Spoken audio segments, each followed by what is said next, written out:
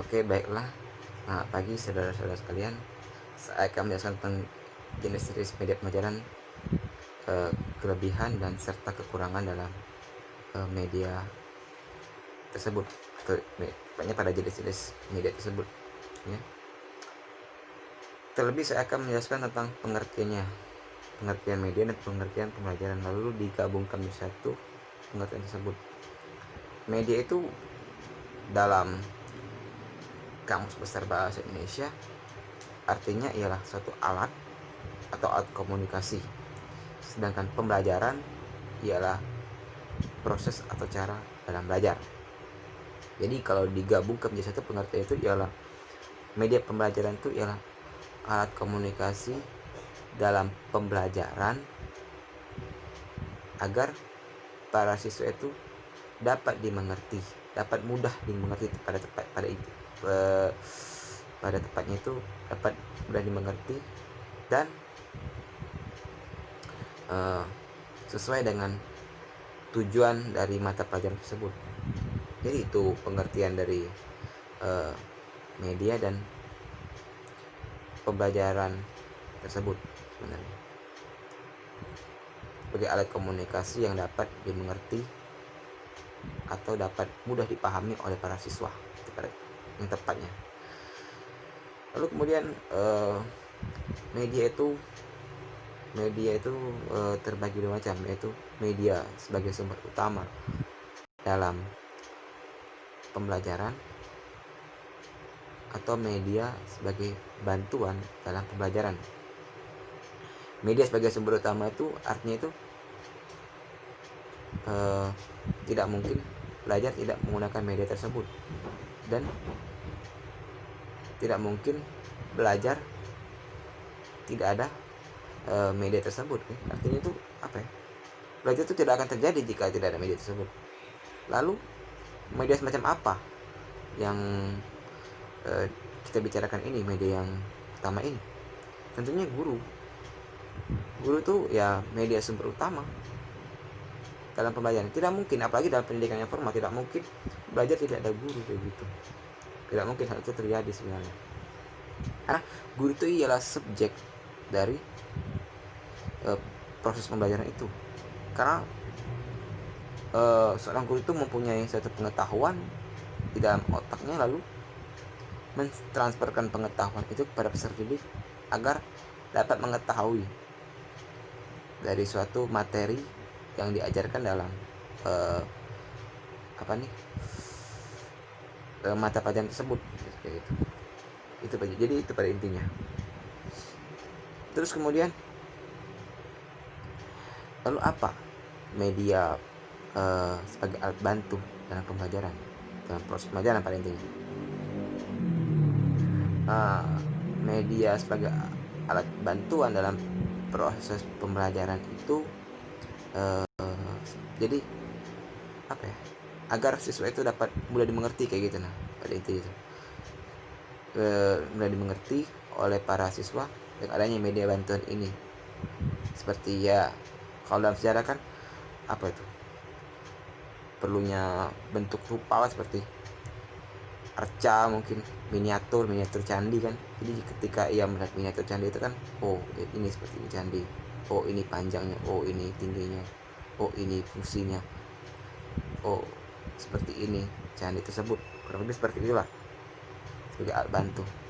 Ketika ia memegang miniatur itu, seolah oh ini merasakan suatu peradaban masa lalu, mungkin seperti itulah kalau media pembelajaran itu tertuju pada sejarah.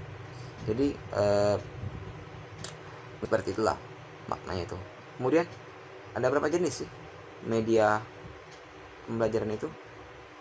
Ada banyak. Ada media cetak, ada media transparasi, ada media audio, ada media slide suara, ada media multimedia, dan ada media e-learning. Ya, tentunya media cetak, ya kan? Media cetak itu seperti apa? Contohnya koran itu salah satu contoh media cetak, ya kan? Di dalam koran itu banyak sekali topik, banyak sekali pengetahuan. Kelebihannya itu banyak sekali topik, banyak sekali pengetahuan. Lalu apa kekurangannya? kekurangannya itu kurang menarik, iya, bagi sebagai masyarakat saya sepakat hal itu. Menurut saya ya kurang menarik, benar, tapi bagian orang media cetak ini menarik dalam sebagai sumber pengetahuan, terutama bagi masyarakat, ya kan. Saya juga suka baca koran sebagai pengetahuan. Saya pada awalnya tuh suka membaca itu oleh baca koran, kemudian giat baca lagi, baca buku-buku tuh oleh dasarnya baca koran, karena setiap hari itu orang tua saya itu langganan koran, jadi saya baca itu koran. Oh, banyak sekali di situ, ada berita nasional dan berita lokal. Kalau berita nasional itu lebih kepada koran-koran yang nasional, Kompas seperti itu kan, CNN seperti itulah. Mereka yang lokal itu seperti Sumatera Express dan lain-lain itulah.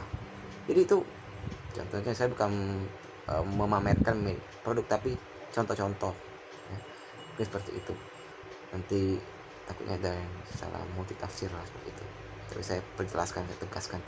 Jadi seperti itu sebenarnya media cetak.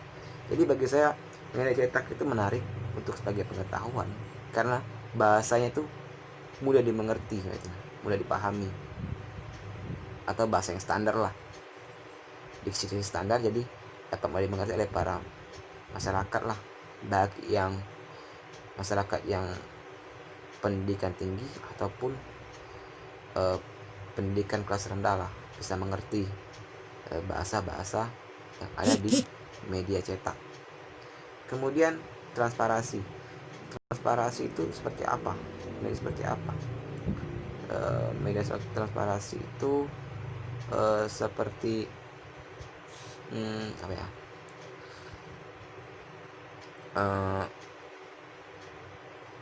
Apa nih? Video call itu transparansi sebenarnya menurut saya. Lalu apalagi transparansi nih? Transparansi itu kemudian jurnal itu bisa di bidang transparansi menurut saya. Jurnal-jurnal itu menurut saya bisa transparansi karena mudah mencarinya, transparan mencarinya itu, hanya menggunakan jempol, ada gadget, ada paket internet, itu nggak cari aja jurnal-jurnal, baik itu jurnal lokal ataupun jurnal internasional.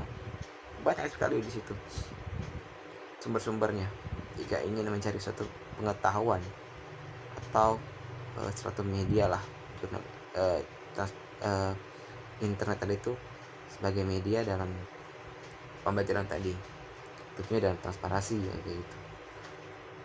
Terus kemudian audio tuh seperti apa? Audio seperti radio. Nah, radio itu kan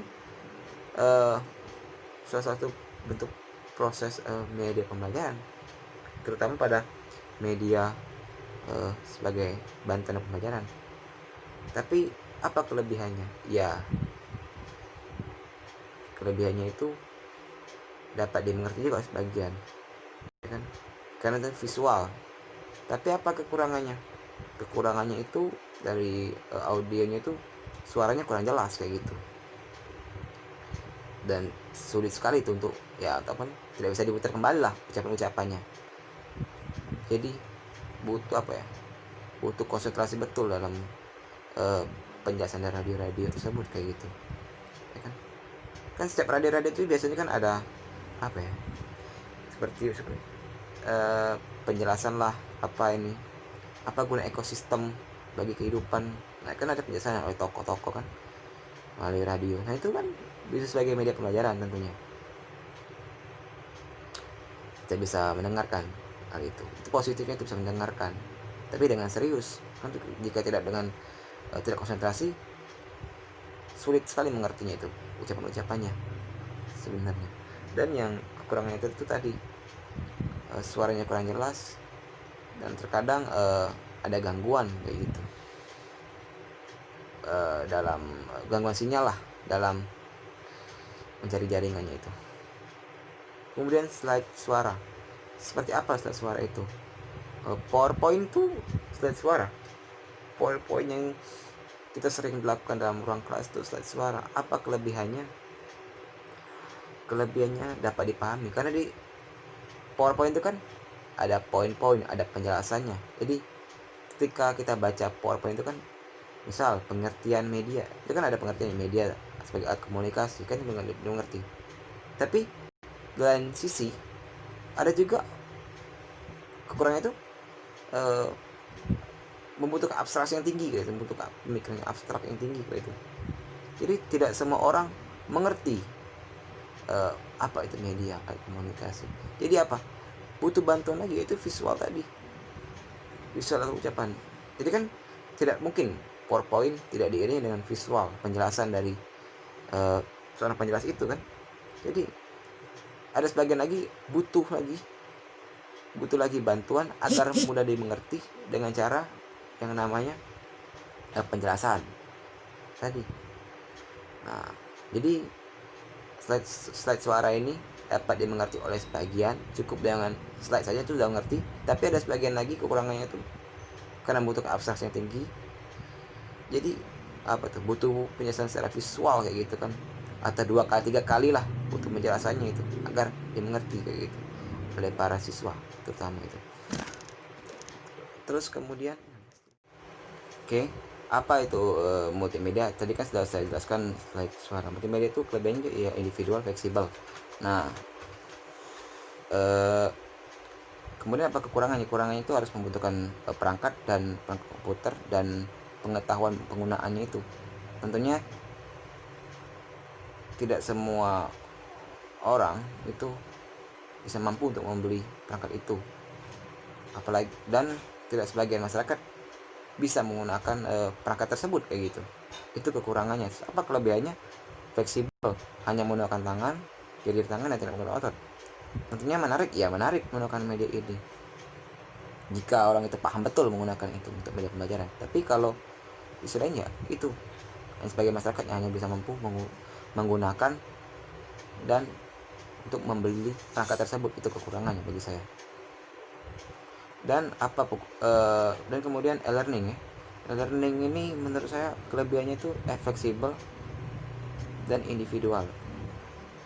Ya, hanya menggunakan gadget, laptop, komputer, dan adanya pakai internet, ya kita bisa menggunakan e-learning. Tapi kekurangannya di mana? Kekurangannya itu memerlukan semacam kecepatan dari internet itu sendiri. Karena jika internet itu lamban, itu ya proses belajarnya itu tidak baik gitu, tidak berlangsung efektif bagi saya. Menurut saya seperti itu. Jadi ketika saya tuh masuk ke ruang kelas itu jam 9 pagi, ketika setengah 9 pagi saya ingin masuk ke ruang kelas, terjadi keterlambatan di situ karena jaringannya itu membuat saya harus merefresh lagi handphone saya tuh, dan bahkan terjadi keterlambatan masuk kelas.